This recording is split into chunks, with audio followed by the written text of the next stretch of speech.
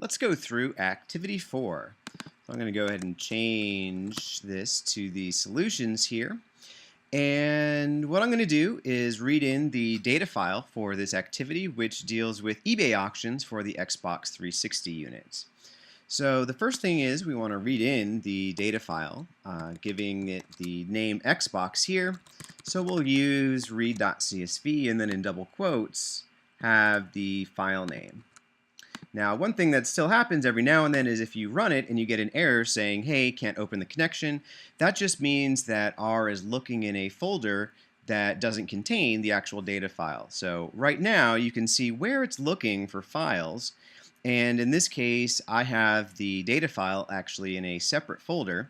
So if you've downloaded everything to your 320 folder, this shouldn't be an issue. But if you ever do need to change the folder that you're looking in, go to Session, Set Working Directory, and choose Directory. And then what you can do is you can navigate to where that file is. All right, so the most important thing is just to make sure that your RMD file and your data file is in the same folder. That's going to allow your folder to, or the file to knit. So all right, we will get the Xbox data set in. And the first question asks us to make a scatter plot to examine the relationship between price and bids. And that linear regression, of course, is only appropriate when the trajectory is well described by a straight line. So is that what we see here? All right, so the basic syntax for making a scatter plot is plot y twiddle x, data equals, and then the name of the data frame. So in this case, the y variable, the variable I want to predict, is price. I'm interested in predicting price based on maybe the number of bids that were placed on the auction. So I'm going to do price twiddle bids, and then the name of my file was Xbox here. So I'll click run, and I see that there's really all that not much going on here in this scatter plot. I see a few outliers here, but overall the trajectory does look more or less linear. So I would say that yes, the trajectory is more or less linear, but there are a few outliers. Okay, so I'll knit this to make sure that we're doing good. There's my plot. All right, number 2 asks to fit a simple linear regression model, naming it M, and then to add the regression line to the plot by running abline M, and add a horizontal line at the average value of price for the naive model. All right, so what we want to do is we want to fit the regression model, and the command we use for that is lm, and the general syntax is y twiddle x, data equals the name of your data frame. And so in this case, I'm predicting price from the number of bids, and my data frame is just Xbox. And feel free to name this whatever you want. My default name is always M. So I'm going to run that. It's fit the model now. And now I can use everything about that model with other commands. So abline M will add the line to the scatter plot. And then if I uncomment out this line, abline is going to add a horizontal line. Where do I want that horizontal line? Well, I want it at the average value of price to represent the naive model. So I can extract the price column by doing the name of the data frame $, name of the column, so Xbox $price, and getting the average of that. Okay, so there's my regression model. There's the naive model, predicting the price just by the average price, no matter what the number of bids was. And so I see my regression line has some tilt. It does look like the average value for the price has some sort of relationship with the number of bids. So here's where some people are running into problems. When you do knit HTML, you get an error that says, hey, plot new has not been called. Well, what happened? Well, what goes on is that in number 1, we had R make a plot of the price versus the bids relationship. And then in number 2, we asked it to add a line to that. Now, since these are different code chunks, R basically has forgotten about the plot that it made previously. So before adding the line to the plot, we actually have to remake that plot. Otherwise, R doesn't know what plot we're referring to.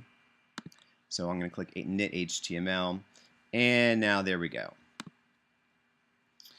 Okay, so question 3 says that, yeah, the slope is not very steep, so the relationship is weak. We do see the average price changing with the number of bids, but it's not a very strong relationship. So we might be curious to know, is the regression model predicting the price of an auction any better than a naive model? And so what we can do is we can check to see, well, how much does the error get reduced by the regression model, and is the reduction in the error statistically significant? So, all right, to figure out how much the reduction in the error is, we run the command ANOVA on the regression model. And this number down here in the sum of squares residual tells us the error that's left over after we fit the regression, basically the sum of the squared errors made by the regression. 535,000, the actual number is not very important. That depends on the units that it's measured. What's a little bit more important is the number right above it. This is the reduction in the sum of squared errors when we use the regression model instead of the naive model to predict the y variable here. So all right, the sum of the squared errors of the regression model, we can just copy and paste. The reduction is this much right here. And so the question becomes, is this reduction statistically significant? Because we know that when we predict price from a random unrelated predictor, we're going to get some reduction in the error. A line has more wiggle room to fit the data, so the error is going to be a bit smaller than the naive model. The question is the reduction in error statistically significant? And that's where the possible regressions comes in. And this is one of my most favorite plots in the entire class because it really encapsulates everything that we need to know. So I run possible regressions, and let's talk about the output here. All right. So what goes on is that we have in red the regression line between the selling price of the Xbox unit and the number of bids that were placed on that unit. And so this is the relationship between the average price and bids that we see in red. And what we'd like to know is if this regression is statistically significant. So what we need to figure out is this regression line one that we would see just by random chance? So what would a possible regression line look like if bids didn't have any sort of information at all about price? And that's where the permutation procedure comes in. The permutation procedure creates a permutation data set where we pair up at random the observed prices and the observed bids so that in the permutation data set, by design, those values of bids have no relationship whatsoever to the price of the auction. So if we build the least squares regression line and then make a plot of it, that line is a regression line that has appeared by chance when the bids actually has no information about price. And so here we see an envelope over the course of 100 permutation data sets. These are the regression lines that appear by chance. These are the ones that have been constructed so that bids actually has no information about price. And what we see is that the observed regression line in red looks to be, quite a bit different than one of these lines that appear by chance, suggesting that yes, this line is statistically significant. It's not a line that we would expect to see by chance if bids didn't have any sort of information about price. So our guess is that yes, it is statistically significant. We can get a second opinion by looking at the distribution of the reductions in the sum of squared errors over these 100 permutation data sets, the regressions on them. So we know a line is always going to fit the data better than the naive model, a flat horizontal line, because it has more flexibility. What are the reductions in sum of squared error that happen just by chance when, by design, our values of bids have no relationship with price because they've been paired up at random? Here's a histogram of the reductions in the sum of squared errors of those 100 regression lines, and what we see that the observed value is out of line with what happens by chance. Most of the time, the reduction in the sum of squared errors is between 0 and 10,000. What we're seeing is a relatively large number. So all the evidence so far is suggesting that yes, this regression is statistically significant. This line is unlike a line that would appear if bids didn't have any information about price, and the reduction in the error is a lot larger than the reduction you would expect if bids didn't have any relationship with price.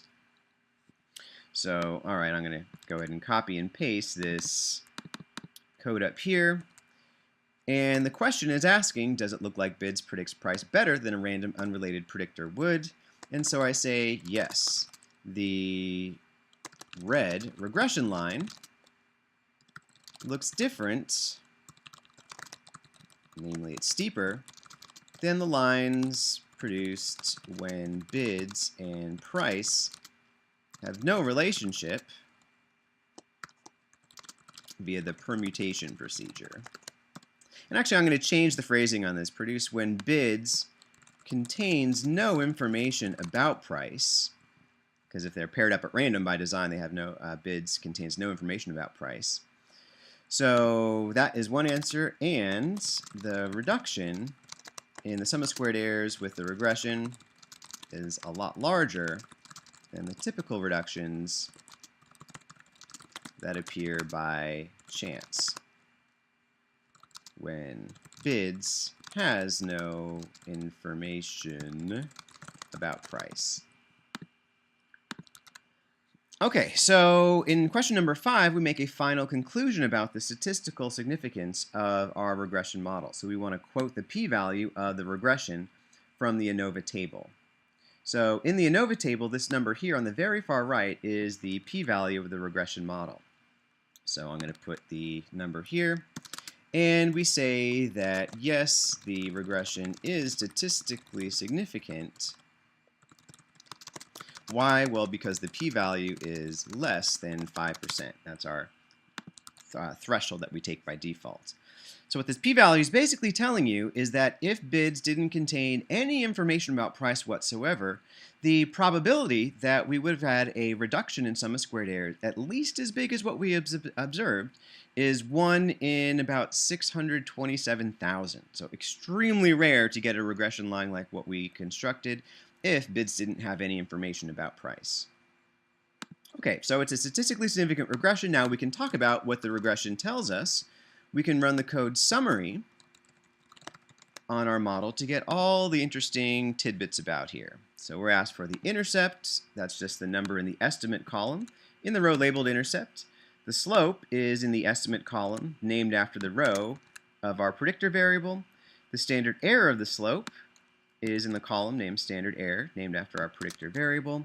The root mean squared error, R refers to as the residual standard error, the very first number in that line. R squared is the multiple R squared, according to R, that's how it's named it. And the p-value of the regression, well, we already found that from the ANOVA table, but it turns out that this number also appears in 2 other places. In the very last line, this is the same p-value, and actually, for simple linear regression, the p-value is also the p-value of the slope.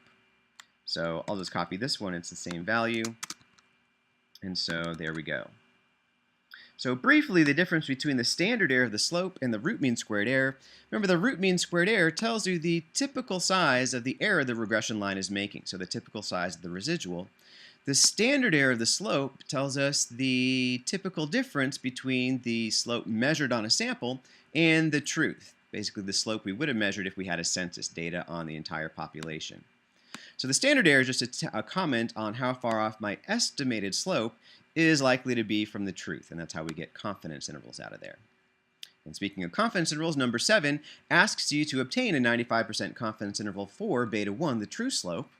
And so what we're going to do is change the variables around, because in this case we're actually going to be predicting price from bidder rate. So let's make a new model where we predict price from bidder rate. Alright, so that's fit, and we can use the command confint, the name of our model, and the confidence level that we want. Okay, so I can run these commands. And alright, the 95% confidence interval for the slope is between minus 0.2 and 0.065. These 2 numbers up here are the confidence interval for the intercept, which is never really an important quantity. The intercept's the average value of y when x is equal to 0. That's no more special than any other value of x, so we just ignore it. This is the guy that we want to focus in on. So the question is asking, using the confidence interval, is this relationship statistically significant? Well, what this confidence interval is doing is it's giving us a range of plausible values for beta 1, the true slope, based on the data that we've collected. So we're 95% confident that beta 1 is somewhere inside the interval minus 0.2 to 0.66. And what I want to focus in on is whether 0 is inside this interval.